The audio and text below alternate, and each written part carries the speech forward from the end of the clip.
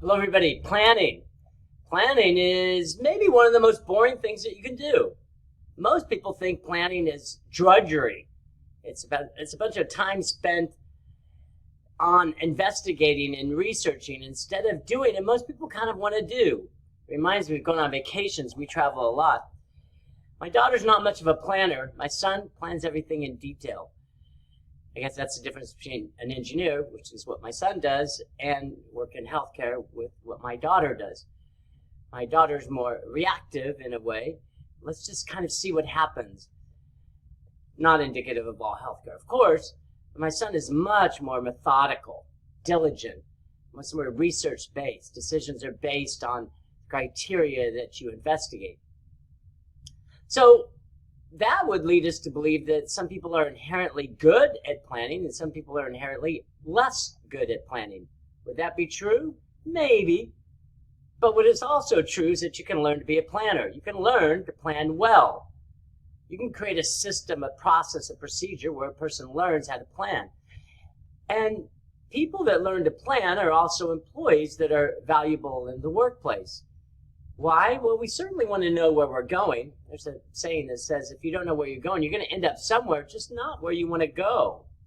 That's not where we want to be. We want to be where we hoped to go. It reminds me again in vacation. We went overseas one time, and we had some other people plan the trip.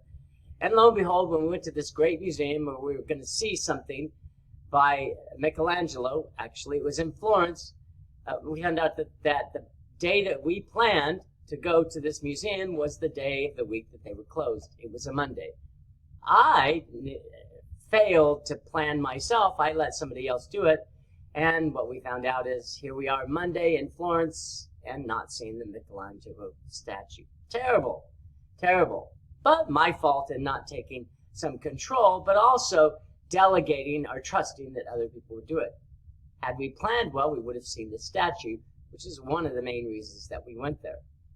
Not just to Florence, but to Italy as well. So planning. There's great importance in planning. We're going to focus on planning within organizations in the next couple of slides, but in general, planning will serve you well in your personal life as well. I start with a quote. We know I like quotes. This one's by a person by the name of Amundsen, and he said, "Adventure is just bad planning." Many people who hear this are thinking, what? Adventure is great. The sense of wonder, the sense of not knowing. And that is true. That could be a fantastic opportunity to go on an adventure not knowing what you're going to do, not knowing what you're going to see. However, there's many disadvantages to that, especially in the workplace. If somebody just comes to work not knowing what they do and they do whatever is in front of them, they may not meet the objectives of the overall organization. So adventure has its role in a person's life. It just may not be the best role to follow within the organization. Ideally, there's one or two people in the organizations that are adventurers. We call them leaders. They're the ones that strategize the future. Maybe not how to achieve the future, but what the future should be. There's some in technology that see a vision of a world that most of us simply can't understand. That's where they feel the future of their industry is. They also need somebody to help them achieve that. So the people who are going to help you achieve that are really the planners, and they should not be the ones that are interested in adventure. They're the ones that are translating that adventure into the future. They're translating this, what we call vision, this dream, into some sense of reality. So although adventure has its role in planning, it really should not be the focus of an organizational planning effort. Here's our agenda. What's planning? Types of plan, organizational planning.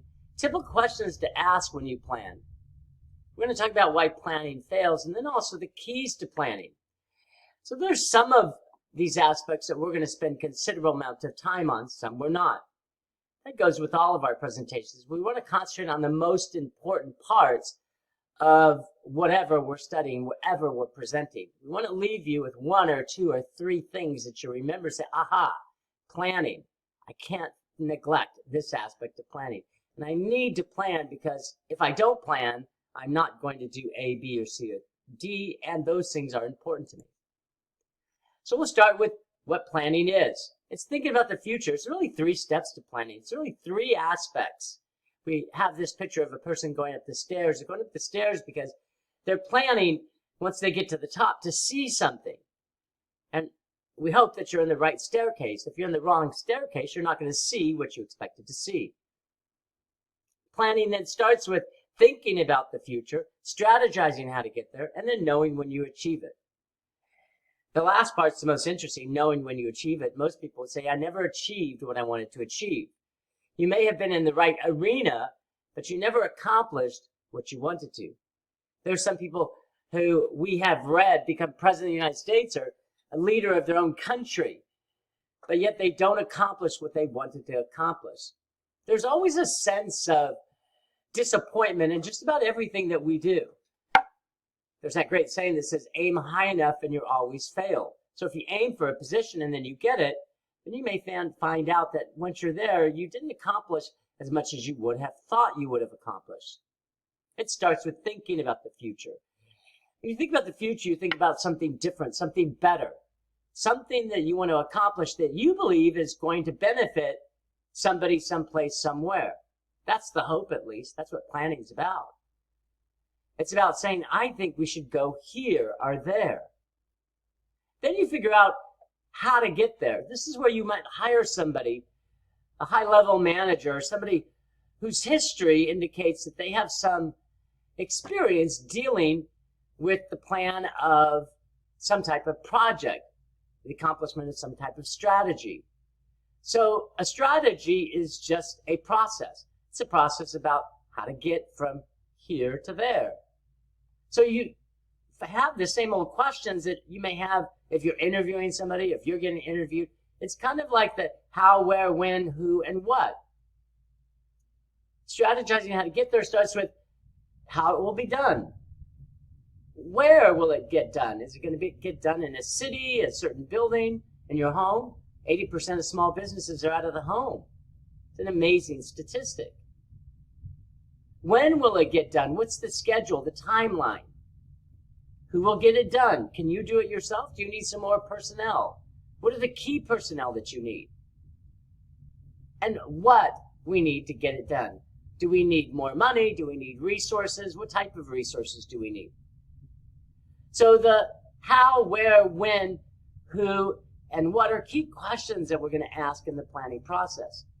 And then that, at least hopefully, is going to allow us to have a good idea of how we can achieve our ambition, which leads to the third aspect is, how do we know when we achieve it? What is the guideline that is going to say we have accomplished our objective?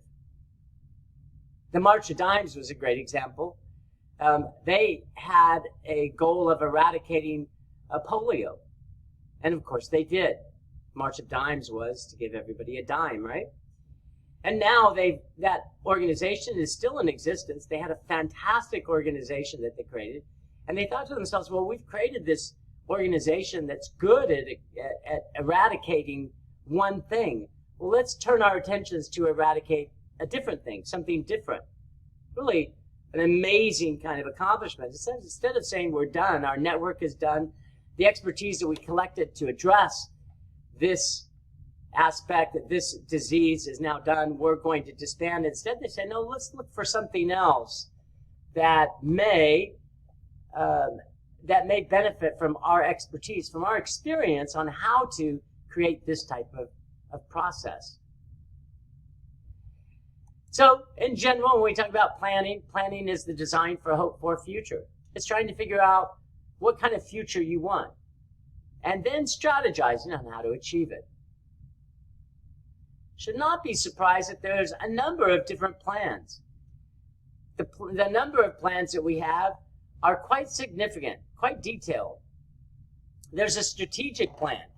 Most of us have seen a strategic plan. The strategic plan, in general, has 3 components. Where do you want to go? How are you going to get there? Or, excuse me, where are you going to go? Where are you? Where are you going to go? And how are you going to get there? Said that a bit backwards, but we got it down. Where are you? Where do you want to go? And how are you going to get there? The strategic plan itself is the part about how you're going to get there. That's why we often say the strategic planning process, because it has those three components. The strategic plan itself is the detailed, formulaic, procedural aspect that a person is going to follow in order to get to where they believe they need to be. Next is the operational and action plans. These are where you take your strategic plans and you break them down into units. Often they're fairly big blocks of units. It's like the finance department, the purchasing department, the sales department. And from there you go to the third type of plan, which is the tactical plan. The tactical plan is excruciatingly detailed. This is where it talks about the actual person that's going to accomplish that job and what type of job that they're going to accomplish. The hope is almost like a funnel, that the people closest to the work in the tactical plan, they complete the work, and then as a unit, as everybody in that unit accomplishes their goal, then the operational and action plan is accomplished. And once all the departments achieve their goals, then the strategic plan is achieved. So you start with the strategic plan, go into the operational plan, and go into the tactical plan. There's other types of plans that we see too. There's a succession plan. That's really a fascinating plan that we kind of don't do much anymore. And when I talk about succession plan, and people will say, why don't we do succession planning anymore? It's vital to the organization. We in organizations have seen that the succession plan isn't as vital as some people think it may be. In fact, the people who think that succession plan is vital are often the people that benefit from the succession plan. A succession plan usually starts within an organization that says if this person goes, this person should be in line, and we should train that person to be in line to accomplish that job. And the people, again, who like the succession plan are those that say, well, that's the job I want. When that person leaves, it's not a matter of if, because people all leave at one point, but when that person leaves, then I want that job. Prepare me for that job. Train and develop me to take that job. We realize now that a major problem with the succession plan is you only look at internal talent. You don't look at external talent. And so a succession plan that locks in a person who's going to fulfill that role when that person leaves negates the ability to find maybe the best and the brightest within any industry, not just within your own organization. So a succession plan has lost some of its relevance in organizations, of course. Two of the other reasons is that the average firm is only in business 10 years, and the average employee is only in a particular job for about 4. People switch jobs about every 4.5 years. So why would you spend a bunch of money to train and develop an employee to take over the tasks and duties of a superior if most employees aren't expected to stay in their job more than those 4.5, 5 years? That's on average, of course. And the last is a contingency plan. Why do I put it last? Because it's always last. And it's always last because it's often neglected. So although, as we talked about, succession plans aren't used as much anymore, contingency plans aren't really used as much anymore either. However, they're vital. They're important. The reason we don't do a contingency plan are, as we used to say, implement and evaluate our plan. The reason we don't do it is because it's boring. The plan has already been established. The plan has already been implemented. We want to move on to the next plan. Even more importantly than that is, we often ask the same person that developed the plan to also evaluate the plan, almost like evaluating yourself. Well, of course you're going to say that you did a great job. And anything that you didn't do well at is not going to be your fault. Well, I didn't have enough staff. I didn't have enough money. You didn't give me enough time. I had to rush it through. So contingency plans, which we'll talk about towards the end as well, are the if-then. If we don't achieve a 10% increase in sales, we are going to cut this. If we don't hire X number of people by X date, then we're going to have to offer 20% increases in pay to X number of employees so that they can work X number of hours over. So a contingency plan is very specific. What will happen if this does not happen? Because in the heat of the battle, when your plan is implemented, to use a boxing reference, if you're in the boxing ring and you're trying to box, you don't have time to sit back and ponder and think and question, well, should I or should I not? You need a plan that you can take off the shelf, so to speak, and implement so that once implemented, you can have a rapid fire response to situations that maybe you never thought would occur. That's the benefit of having a contingency plan. Obviously, based on some of my other comments, I'm a fan of having somebody else be in charge of the contingency plan than the person who originally founded or created that program or plan. That allows a more unbiased, realistic view of the plan that was implemented as to its effectiveness, its efficiencies, its productivities, whatever it may be. Most plans, especially what we're talking about today, are directly related to organizational planning, planning within the organization. Specific to organizations as opposed to planning a trip to Europe or some other aspect, including your finances. But within an organization, there's a couple of aspects that are specific. And that is one that where you have to clearly understand your goal or objective. Goal, objective, tactic, strategy, whatever you want to call it, what you want to do. Do you know what you want to do? Do you know where you want to go? Do you know what you want to be?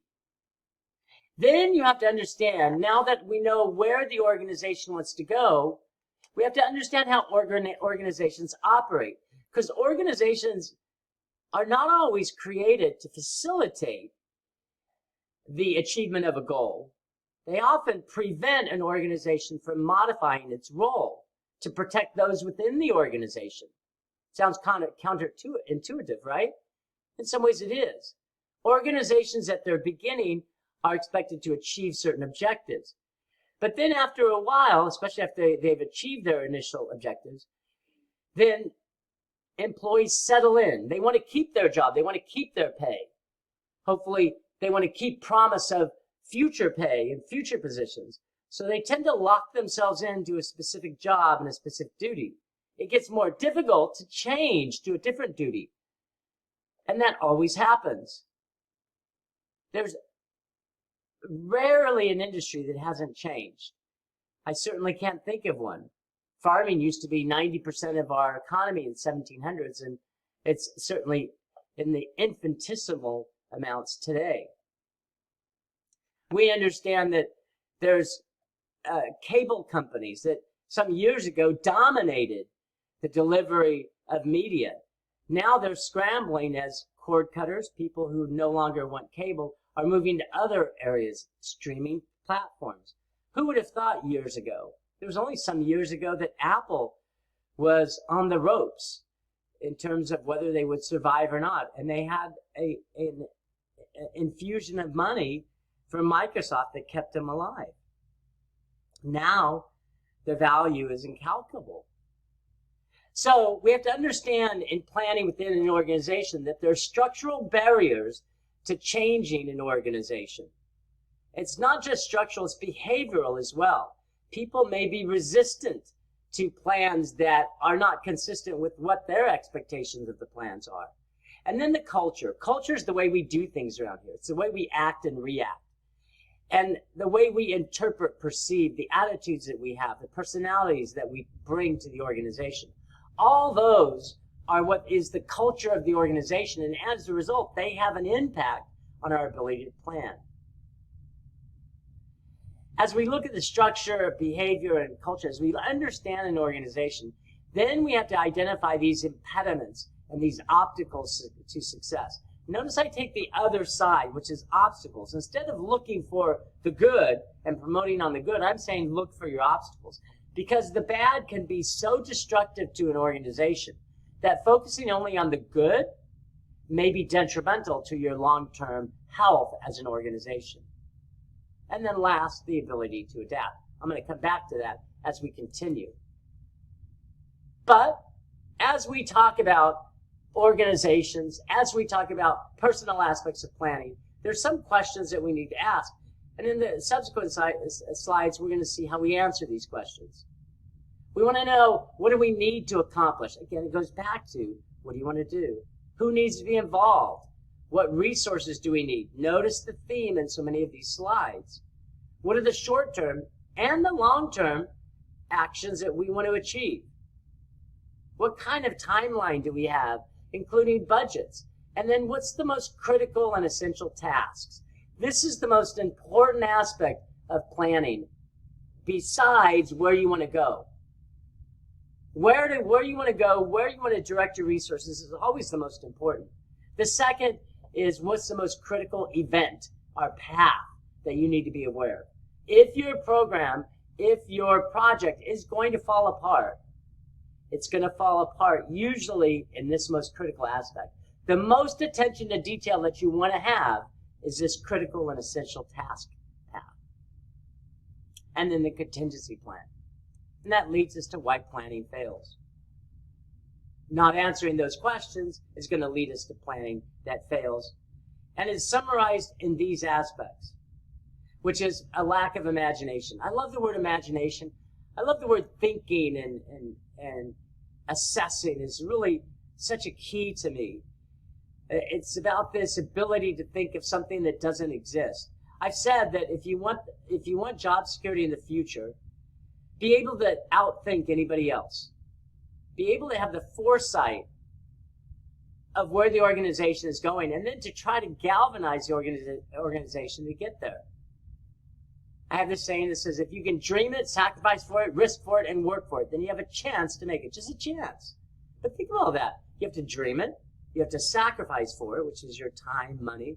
You have to take a risk, which means you take a loan on your house or whatever it is. And then you have to work hard. You have to work for it. As I've often said, work hard, be kind, and never give up. Those three aspects that we need. Planning fails because structures prevent change. We talked about that. A rule is another word for no. Policies, procedures, histories, committees, even teams are great ways to slow down any type of fundamental change in an organization. Lack of planning skills, hopefully, we'll talk more about the types of planning skills that we need and how to develop them. It's good that we know what they are, but how do you develop them? Attention to detail, budgeting, time management. These are skills that you can learn that will greatly enhance your viability within a specific organization. Lack of resources is usually money. It's usually time and money. Money more than anything, but also time. Do you have the time to plan? Do you have the time to think? I often think that organizations where leaders don't have time to think are maladjusted organizations. Because if you can't dream, if you don't have the ability to dream, then you're often what I consider wondrous and aimlessly throughout life without a clear direction because you haven't thought through of where you want to go. And then the lack of will or determination is always one of my favorite. I've learned that talent gets you in the top 100, hard work to the top 10, but it's guts to get you to the top. People who are most successful are the people who have guts, who have taken a chance, who put everything on the line with the hope, just the hope, even a slimmer of hope, that it may work. Brings us to just a couple more slides. I remember Henry David Thoreau, I once read, said, never look back unless you're planning to go there. And so things happen that they wish they didn't happen. There isn't anybody in life that doesn't have something they wish they didn't have. But if you go back, if you constantly ponder what could have been, you're never going to determine what could be. Focus more on what could be as opposed to what could have been, because what could have been is never going to present itself again. And that's what planning does. Planning is a forward-looking process that focuses on 5 aspects. First, this dream of something better, something different. Planning has to start with, we need to go here. Our future is there. The second, and this is about, in some ways, change as well, but project management, planning, is about making this kind of dream. Vision's a good word. It's not a word I like as much. I like this dream better, but it's about making this dream compelling, interesting, and fun. It's about saying, don't you want to go here? My kids, when they were younger, loved amusement parks. I've said this a number of times. If I ever said, let's go to an amusement park, I doubt any of them would have said, again, we just went on one. They love amusement parks. If we can make an organization and going to work in an organization, much like going to an amusement park and have the most thrillings of rides, can you imagine the type of employees that we would get? Planning, what's really good about planning too, is it is this focus. Focus on how to get there. It's the focus on how to get there. It allows you to focus on certain key areas that you must have an interest in, must have an understanding of, and then be determined to achieve it. Finally, this kind of assess and adapt. I mentioned this earlier, but you have to assess and adapt through inevitable obstacles. So when I talk about the keys to planning, it's this dream that somebody has. It's a compelling and interesting and fun adventure. Planning, because it's often a written document that each person has certain tasks, does allow them to focus instead of being wandering individuals. They have this focus. And then they have to have this determination. It comes down to determination to achieve what you want to achieve. And then assess and adapt as you go through. Very similar, by the way, to implementation. The former governor of Texas, the very first female elected governor, she was the second female governor in Texas, but the first one elected, was a fascinating woman. I saw her give a speech one time, very fascinating. She said, "Fools rush in where fools have been before." Never forgot that. A great statement. She wasn't calling herself a fool, of course, but she was talking about some people in Washington and other areas. They don't have the citizens' interests at heart. They may be selfish, but more importantly, they don't think through issues. As a result of not thinking through issues, they do what she says that you must avoid, which is to be a fool who rushes in where fools have been before. Planning prevents that. Planning creates a systematic procedural basis that a person will go through before they commit resources in one area or another. This does allow focus. This does create confidence in a person's ability because people see that they have confidence in where they're going. If they have confidence in where they're going, we should have confidence in where we're going. That's planning. We'll talk much more about so many more subjects, interesting and otherwise. Hope you enjoy your day. Take care.